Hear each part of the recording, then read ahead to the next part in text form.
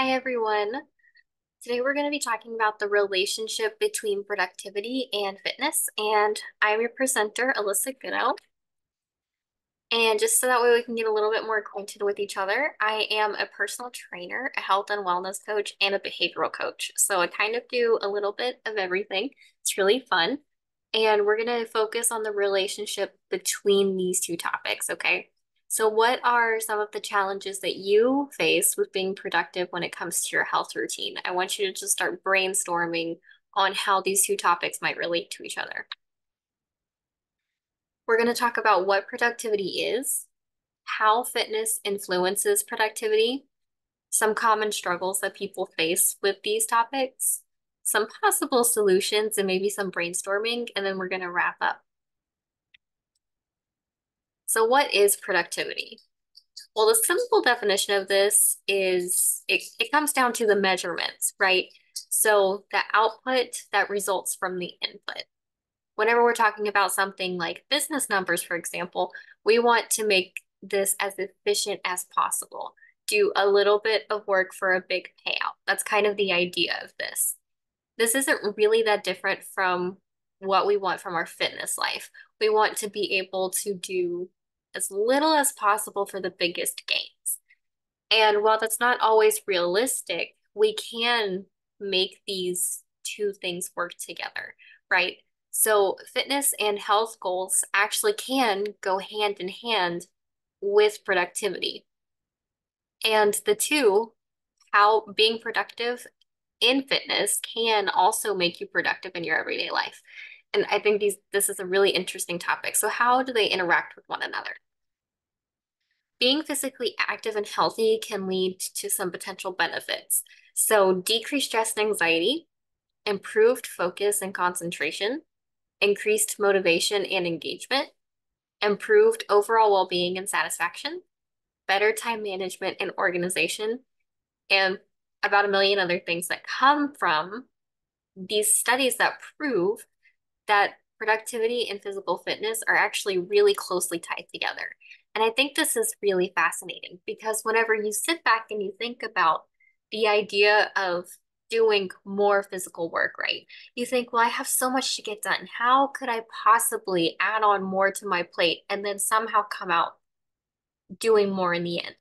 Well, think about the way that you feel whenever you're doing physical activity, right? Because we release these endorphins and these chemicals in our brain that make us feel good. They help us release things like serotonin and dopamine. And sometimes these things can kind of backfire, right? Like dopamine can be triggered in a negative way whenever, say for example, you eat chocolate, way too much of it. Well, there's a little bit isn't terrible, right? It can make us feel a little bit better. It can get us through a slump in the day, whatever it is. But if we overindulge in it, then it can lead to some bigger problems, right? So it can be a bad thing if we're releasing it in an unhealthy way. But whenever we do something like physical activity, whether that's doing some yoga, that's going for a run, or anything in between, really, it can be on the most intense level and something very laid back for whatever your fitness level is. These all can be really great things that make you feel better, and it actually improves your focus over a long period of time. And so, how in the world could it possibly do that? I want you to think about how whenever you're in a session, right? So especially if you're doing something a little bit more meditative like yoga or somatic exercises, these exercises really focus you in on your body, right? You're paying very much attention to how you're feeling, what sensations are going on in your body, and it just kind of like zones you in, right? And by practicing this, it's a muscle in your brain that you're strengthening each time you do this. And then suddenly you're able to focus on things a little bit longer than before. And as this increases, this starts to stretch out not only from your workouts, but into your everyday life as well. So we have tons of benefits that come from physical activity that can lead to mental benefits as well. And this also applies to your job. So not only are you going to be more healthy physically, you're going to be more productive in academics. So if you're in school, college, something like that, you'll get more benefit from it and you'll also maybe get a pay raise from doing something really awesome for yourself, right? So, what are some common struggles that we face whenever it comes to fitness and health journeys that keep us from being productive? I want you to personally think about this. And if you want to stop the video to talk about it, that's perfect. What are some struggles that you face with your own personal journey that keeps you from being productive? Some of the most common ones that I see are time, stress, and just getting started. So let's kind of break these down one by one, right? A lot of people struggle with time. How can we manage to do it all? You have kids, you have work, you have, all the extracurricular activities. You might have multiple businesses that you're trying to get off the ground. I get it. There's no one easy solution to any of these problems. So if somebody's telling you to do one thing and it just doesn't work, I don't want you to give up, okay? Just hang in there and keep trying different things until you find what works for you. There will be something that works, okay? Now let's talk a little bit more about stress. If you're already feeling stressed, the last thing you want to do is put something else more on your plate. And this kind of ties into time, but sometimes our stress just comes from the things that we have going on in our daily life. Maybe you don't like the job that you do. Maybe you have some relationship problems that keep you from being able to be focused on the things that you should do for yourself. Maybe you're stressed about not knowing where to get started. All of these things are super common problems, and we can talk about how to work them out. I think some of the biggest solutions that I found to most of these problems is these three things. So, SMART goals. SMART goals are like the bread and butter of fitness. So, whenever we talk about SMART goals, this means that they need to be specific, they need to be measurable, they need to be achievable, they need to be relevant and realistic, and they need to be time limited. So, what does that mean? If I say I want to lose weight, okay, that's great.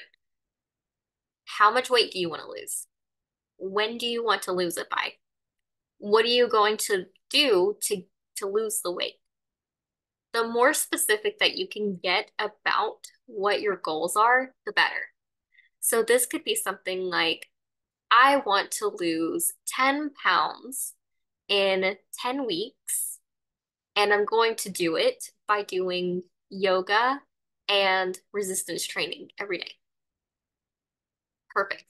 That means that we have something that's specific. We have all these details in there. It's measurable, so we can make sure that we're steadily progressing. It's achievable. A pound a week is a very healthy estimate for how much weight we should lose. It's realistic and relevant. So all of these things tie into the bigger goals that we're doing, and it's not something that you can't do, right? And time limited. So we have an exact cutoff date of whenever we want to reach this goal. Now, how does any of this matter into productivity? Well, if you don't know exactly what you're going to do, if you don't have a game plan, then you don't know where to start. You don't know you don't know what to keep track of. It gets really overwhelming and confusing, and it's easy to fall off because you just think, well, if I just show up every day, I'm just going to lose weight. Yes, that's true.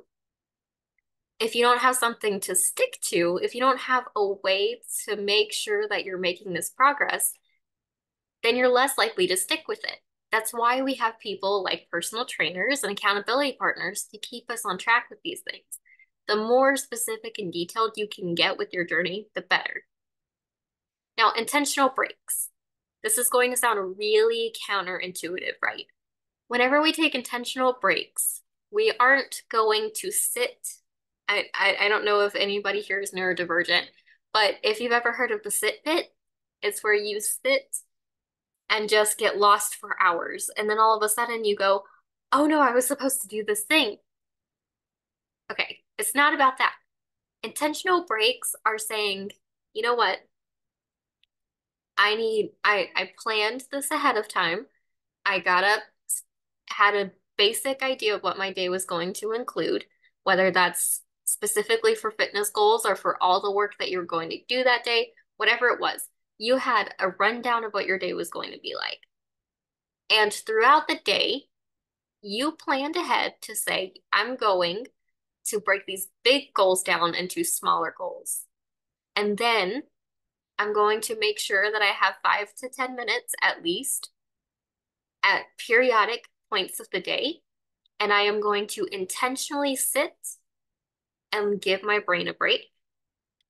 Ideally, this will not be mindlessly scrolling on your phone or doing something that doesn't better you. Ideally, this would be something like getting a healthy snack, taking a walk, meditating, doing something that does build up who you are and your soul, your emotional well-being, your physical well-being. This will be something that builds you up. Um, if you are doing social media, that's not necessarily a terrible thing. It's kind of like snagging on the chocolate. It can be good. Just make sure that you set a timer, especially if you have like an app on your phone that limits your use on something. I would definitely encourage you to use those things if you're going to use social media. It will help you stay on track better. Now, how do these intentional breaks help you get more done? It can be really overwhelming to think, wow, I have so much to do in a single day, and I feel like I have no time to get it done. Whenever we stop and pause, it gives us that little reset in our brain. And we go, okay, I was able to refresh who I am and my mental state. I hit the reset button and now I can go again. Instead of running a marathon all in one go, you have breaks to drink water, you have breaks to eat snacks, and these things like having some healthy carbs and some protein, this can help you get more energy to keep going. These intentional breaks are for your mental reset. And this can apply to fitness specifically too. If you're doing your entire workout in one day, in one sitting, that can be really exhausting and it can encourage, especially if you're not already developed in the habit, it can make you not want to do it anymore. If you're taking at least 10-minute intervals in your day to do these exercises, let that be enough and try to get at least 30 minutes in. But three 10-minute intervals of exercise is plenty, especially if you're just starting out. And this will still increase your overall well-being, just doing these tiny little intervals. And it will help you build momentum over the long period of time. So that way you want to do it more in the future. Now, the third one is super important. Get some support. Now, this sounds easier said than done, but this is especially crucial if you struggle with things like time and stress. If you have 20,000 things that you have to get done in a day and you have no idea how you're going to do them, this is where support really comes in. Delegate. I cannot express enough how important it is to delegate the work that you're doing. If you really need to get the work done for your profession, but you also still have to take care of everything in the house, maybe it's possible that you can get some help around the house. Maybe you can hire a cleaner, hire someone to do the lawn, hire someone to help take care of the kids. Or if money is a factor, because we all know that budgets are tight, okay, try to work something out with the people in your circle because I guarantee you, you are not the only one struggling with things. Rotate responsibilities.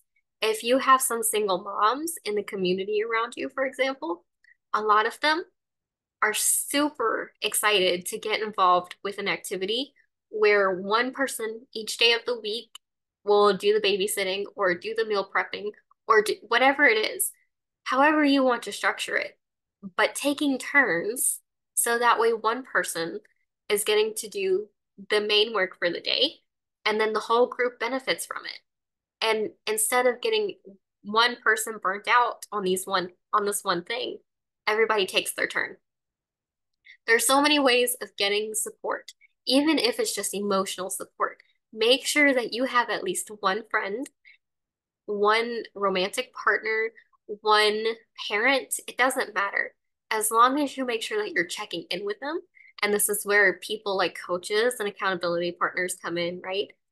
Make sure you have your people because we all care and you are so deserving of these things.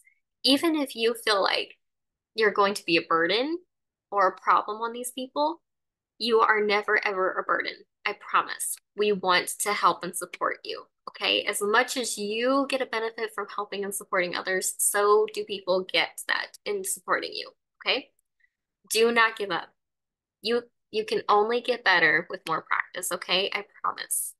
It's going to be hard and it's going to feel impossible. Just keep showing up for yourself. You are worth it and it will get easier. So, just to kind of wrap up some of these ideas, the connection between productivity and fitness just can't be ignored. There are tons of studies on it and wonderful scientific discussions around the principles behind it that go more into the mental aspect of it with like the chemicals that are activated and different strategies to make it most efficient. I only went over some of them today, but I think that they're a good starting point.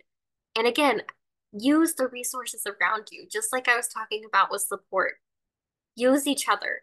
If all of you are listening to this or you know other people who you can share this with, get some ideas. What are some of your ideas that you can come up with or that have worked for you? Maybe something in this video inspired you to think about something else. Share this with each other. You're in this together. By improving your body, you'll also be improving your mind and your overall well-being.